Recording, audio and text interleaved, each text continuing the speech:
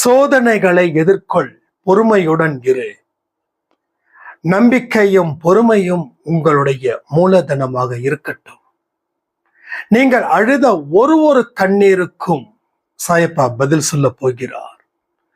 ஒரு நாளோ, ஒரு வாரமோ, ஒரு மாசமோ, ஒரு வருஷமோ நமக்கு தர வேண்டிய அத்தனை நல் வாழ்க்கையையும் அவர் தருவார். நீங்க தெய்வத்தின் குழந்தைகள். உங்களுக்கு ஒரு கடன் ஜாஸ்தி வருது, அதை பத்தி ஃபீல் பண்ண வேண்டாம். ஏன் கடன் வருது, ஏன் ஏமாந்தீங்க, எல்லாத்தையும் இந்த பதிவுல நம்ம சொல்லியிருக்கோம். ஒரு அற்புத சக்தியும் ஒரு ஆக்க சக்தியும் உங்களுக்குள் இருக்கிறது. அந்த சக்தியை உணர வைப்பதற்கு உண்டான ஒரு பதிவு தான் இந்த பதிவு. ஒரு சின்ன பிரார்த்தனை பண்ணிடலாமா? என் அன்பு சாயப்பாவிற்கு நன்றி. எங்களை இந்த நிமிடம் வரை காக்க வந்தவரே, அரவணைத்தவரே, நாங்கள் செய்யும் தவறுகளை மன்னித்து எங்களுக்கு எந்த மாதிரியான வாழ்க்கை வாழணும் என்று எங்கள் சிந்தனையில் வந்து உதித்தவரே, உமக்கு நன்றி. நாங்கள் செய்த காரியத்தை மன்னித்து எங்களை நல்வழிப்படுத்த வந்த என் அன்பு தெய்வமே, உமக்கு நன்றி. இனியும் என் வாழ்நாளில் நான் துன்பங்களை அனுபவிக்க வேண்டிய கட்டாயத்தில் இல்லை என்பதை இந்த பதிவு எனக்கு உணர்த்த போவதற்காக நன்றி.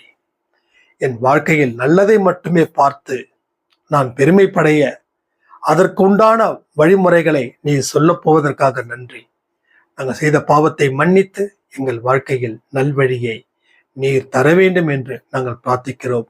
இந்த முழு பதிவையும் நான் எந்த விதமான மனசில குழப்பம் இல்லாமல் தெளிவான மனநிலையில் கேட்டு நான் பயன்பெற வேண்டும். அப்படியே செய்வதற்காக நன்றி, நன்றி, நன்றி. பதிவை முழுமையாக கேட்க வேண்டும். கேட்கலாமா? ஐராம், என் உயிரின் உயிரானவர்களே, உங்களுடைய கண்ணீர்கள் எல்லாம் சாட்சியாக மாறப்போகிறது. சாயப்பா ஒரே ஒரு நொடி நினைச்சா போதும், உங்க வாழ்க்கையை அவர் மாற்றப் போகிறார்.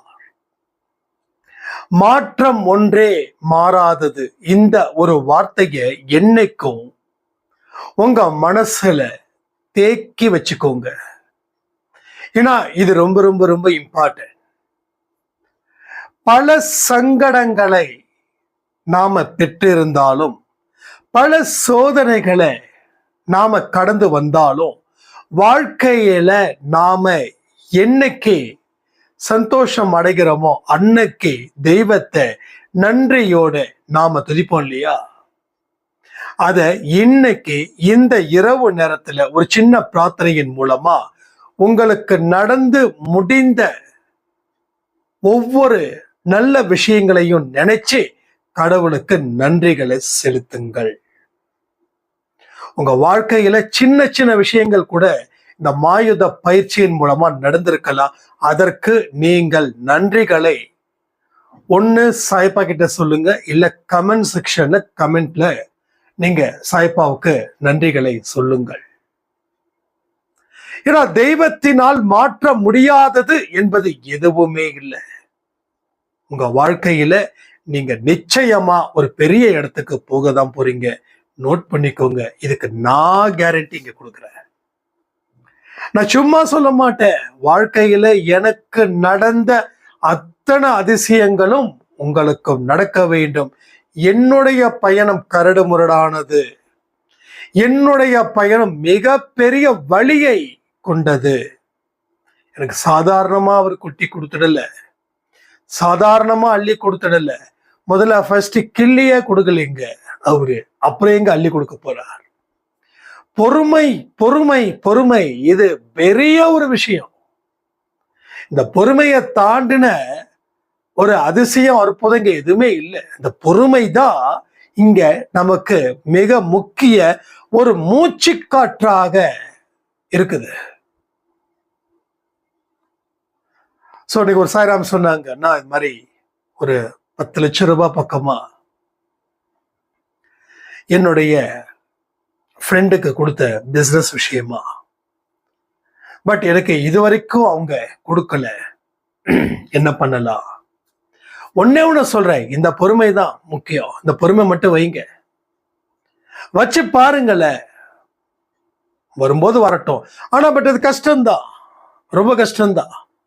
அந்த 10,000 நம்ம ஏதோ ஒரு எதிர்பார்ப்போட கொடுத்துருக்குறோம். சாரி, 10 lakhs எதிர்பார்ப்போட கொடுத்துருக்கோம். இங்க நிறைய பேர் என்கிட்ட சொல்றீங்க, 1 லட்சம் கொடுத்த, 2 லட்சம் கொடுத்த, என் நகையை கொடுத்த, பட் நல்லதுக்கு காலமே இல்லையா? எஸ், நல்லதுக்கு காலம் இருக்குதோ இல்லையோ, நீங்க கொடுத்ததால திரும்பி வரலன்னா அது உங்களுக்கு நல்ல காலமாக பார்க்கப்படுகிறது.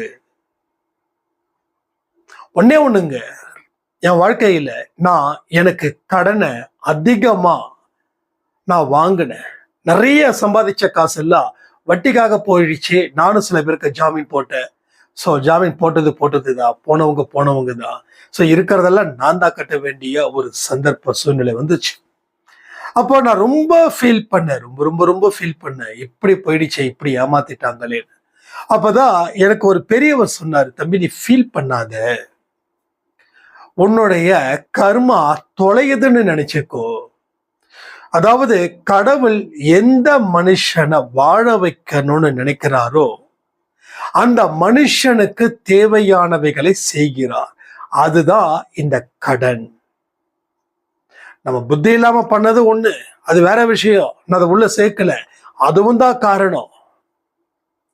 ஆனா அதை தாண்டின ஒரு புத்தியோட செயல்பட்டு இருப்போம் இல்லையா, அப்ப ஏமாந்து நிற்போம் இல்லையா, அதை வச்சு நான் சொல்றேன். நாம யார் பணத்தையும் ஏமாத்தல, ஆனா நம்ம பணத்தை 4 பேர் ஏமாத்துறாங்க. முன்வினை பின்வினை அது ஒரு பொசிஷன் அப்படின்னா, இன்னொரு விஷயமும் இருக்குது இங்க.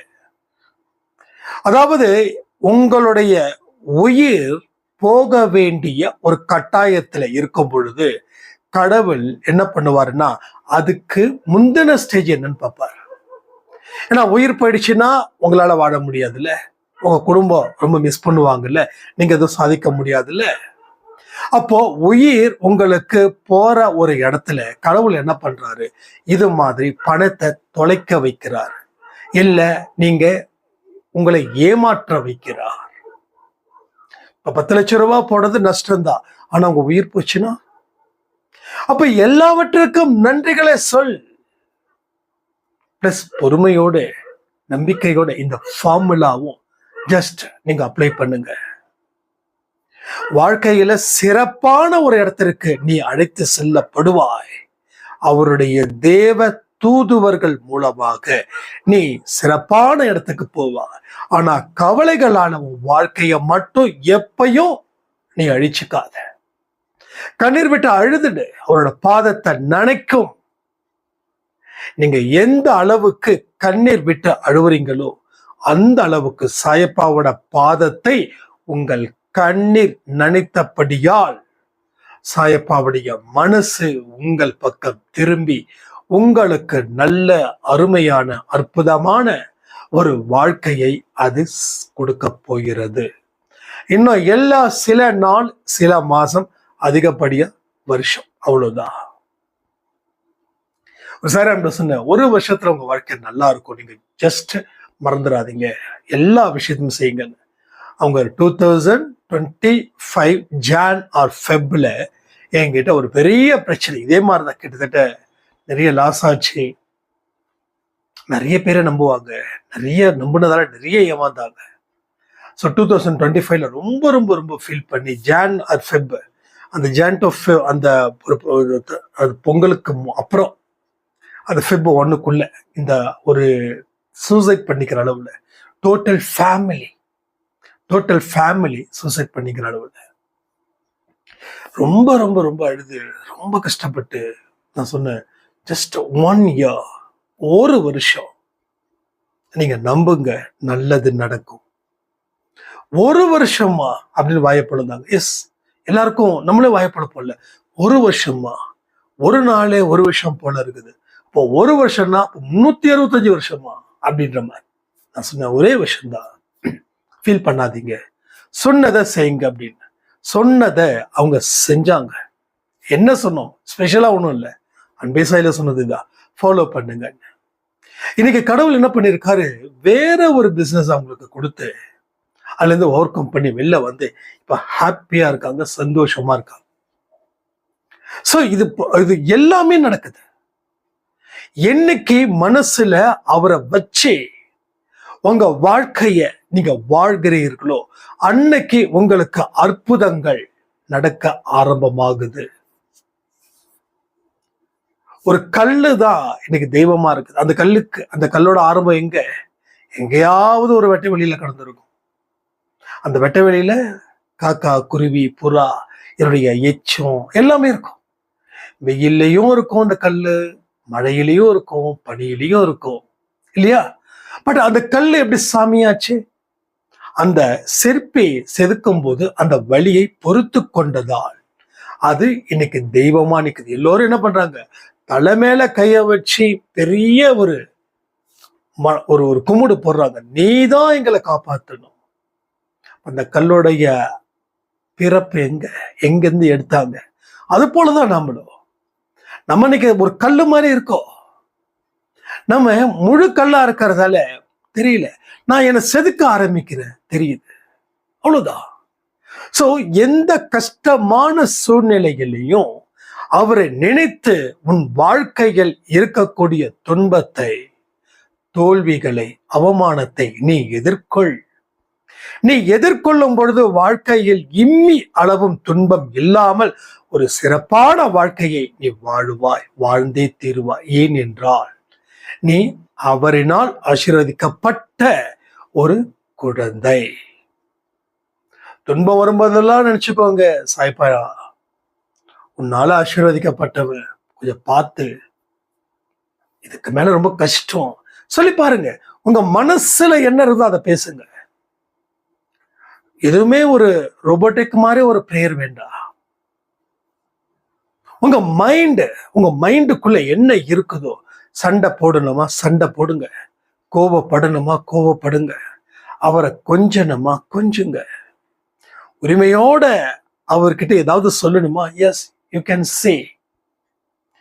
ஏன்னா உங்களுக்கு எல்லா ரைட்ஸும் இருக்கு. மனுஷங்கிட்ட சண்டை போறதுக்கு உரிமை இல்லைன்னாலும் தெய்வத்துக்கிட்ட சண்டை போடுற உரிமை உங்களுக்கு இருக்குது. நம்புறவங்க ஆம் சொல்லுங்க, நம்பாதவங்க இல்லை என்று சொல்லுங்க. நீங்க தெய்வத்தா ஒரு பெருசா ஒரு கோட்டை கட்டி வச்சிருக்கீங்க. இல்ல, நீதான் தெய்வம். பாபா படத்துல ரஜினிய சொல்லுவாங்க, நான் தெய்வமா? எஸ். நல்லா பாருங்க, இந்த 5 அறிவு இருக்கிறதெல்லாம் ஒன்லி ஞானமே தெரியாது, ஞானமே அடையாது. அதுங்களுக்கு சாப்பிட்றது இந்த மாதிரி சில இதுதான், அவ்வளவுதான். ஆனா 6 அறிவு படைத்த மனிதனுக்கு கடவுளுடைய சாயல். ஏன்னா அவன்தான் ஞானத்தை அடைய முடியும். துன்பத்தில் இருந்து ஞானத்தை கற்றுக்கொள்ளுவது இந்த ஒரே இடம்தான். இந்த போன வார்த்தை ஒரு பதிவுல கொடுத்திருந்த, துன்பத்தை நேசி, ஏன்னா அது உன்னை முழு மனிதனாக மாற்றுகிறது. நீ அரை மனுஷனா இருந்த, ஆனா இப்போ நீ முழு மனுஷனா மாறுற. இன்னைக்கு நீதான் நம்பர் 1. துன்பத்தை நேசி, துன்பத்தில் இருந்து வரும் பாடத்தை கற்றுக்கொள். அதற்கு பிறகு ஞானத்தை நீ அடைவாய். தென் வாழ்க்கை பத்தி ஒரு புதுவிதமான ஒரு தத்துவத்தை உன்னால் பார்க்க முடியும், கேட்க முடியும். எப்படி அந்த 2025 என்ன 1 வருஷம் அப்படின்னும் போது அவங்க 1 வருஷமான்னு கேட்டாங்க. ஆனா 1 வருஷம் கண்ணை மூடி கண்ணை திறக்கிறதுக்குள்ள ஆயுத பயிற்சி நேத்து ஆரம்பிச்சது போல இருந்தது. பட் பாருங்க, ஸோ நாளையோட முடியுது. நான் லைவ் என்னைக்கு ஏதுன்னு நான் உங்களுக்கு சொல்றேன். பட் நாளைக்கு கொஞ்சம் இம்பாசிபிள். பட் நாளைக்கு டெஃபினட்டா எல்லோரும் கோயிலுக்கு போக வேண்டும். ஓகேங்களா? எல்லாரும் கோயிலுக்கு போங்க. நாளைக்கு நிறைய பேசணும்னு நான் நினைக்கிறேன் ஆயுத பயிற்சியில. ஸோ உங்கள் வாழ்க்கையில் ஏற்பட்ட அத்தனை சங்கடங்களையும் தீர்க்கப்படுவதற்கு உண்டான முதல் முயற்சி இந்த மாயுத்தா. ருத்ரதாண்டவத்துல பயனடைந்தவங்களை விட மாயுத்தாவில் பயனடைந்தவர்கள் அதிகம். நம்ம லைவ்ல கண்டிப்பா நம்ம live, I think that Sunday is a perfect day நினைக்கிறேன் லைவ்ல.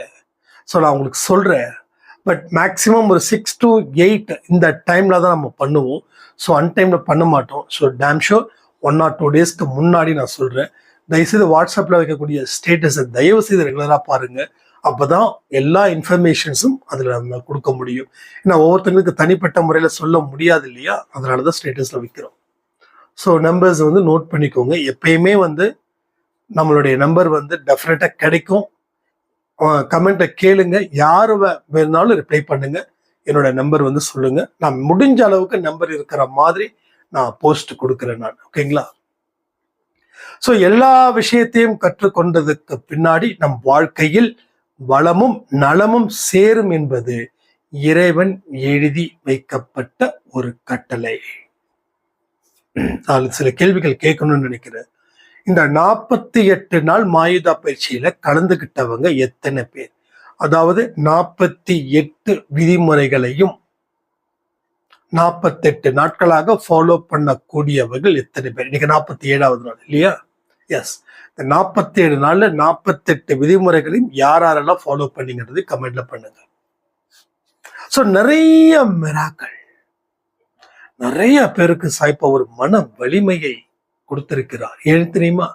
நீங்க நம்பிக்கையுடன் இருந்ததால், நம்பிக்கையுடன் வழிபட்டதால் இங்க உங்களுக்கு நல்ல விஷயங்கள் தொடர்ந்து நிறைய நடக்குதுன்னு சொல்லி ஒரு சின்ன பிரேயர் பண்ணிடலாமா? என் அன்பு சாயப்பாவிற்கு நன்றி. எங்களை உங்களுடைய கண்களை போல் பார்த்து கொண்டதற்கும், ஒவ்வொரு நிமிடமும் ஒவ்வொரு நொடி பொழுதும் எங்கள் வாழ்க்கையை நீர் செதுக்கியதற்காகவும் கோடான கோடி நன்றிகள். என்னுடைய கண்ணீர்கள் அத்தனையும் உனது காலடியில் வைத்திருக்கிறேன். என் வாழ்க்கையை நீ மேலும் மேலும் சோதிக்காமல் எனக்கு நீடித்த பொறுமையும் நம்பிக்கையும் கொடுத்து வாழ்வதற்கு என்ன தேவைகள் இருக்கோ அதை என் கண்முன் காட்டி நாங்கள் செய்யும் எல்லா செயல்களுக்கும் எங்களை ஆசீர்வதித்து எங்களை நல்வழியில் நடத்துமாறு தாழ்மையுடன் கேட்டுக்கொள்கிறோம். என்றும் எப்பொழுதும் எங்களை நீ மறக்கக்கூடாது. நாங்கள் மறந்தாலும் எங்கள் கண்முன் நீ காட்சியளிக்க வேண்டும். நான் உன்னை தெய்வமாக பார்க்கவில்லை, என் தந்தையாக தாயாக பார்க்கிறேன். நான் செய்த தவறுகளை மன்னித்து என் வாழ்க்கையை நீ நல்ல பாதையை கொடுத்து எங்கள் பயணத்தை ஆரம்பிக்க வேண்டும். அப்படியே செய்ய போவதற்காக நன்றி நன்றி நன்றி. பிரார்த்தனை முடிச்சாச்சு. ஒரு நல்ல லைஃப் நம்ம வாழ போறோம்னு சொல்லி இந்த பதிவை நான் முடிக்கிறேன். ஜெய் சாய்ராம்.